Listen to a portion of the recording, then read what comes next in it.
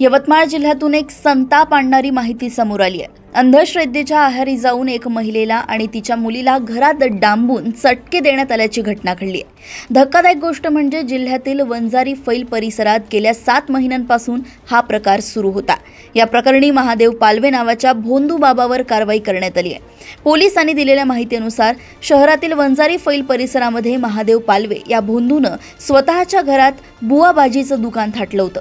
याची गुप्त माहिती यवतमाळ पोलिसांना मिळाली। ही माहिती मिळताच पोलिसांनी घटनास्थळी छापा टाकून पीडित महिलेसह तिच्या मुलीला सुटका केली। भोंदू बाबानं नवऱ्यापासून विभक्त राहणाऱ्या एका महिलेला आपल्या जाळ्यात ओढलं, तिच्यावर दुष्ट आत्म्याचा प्रभाव पडलाय असं भासवून तिला उपचाराची गरज असल्याचं सांगितलं। तिला फसवून स्वतःच्या घरी आणलं।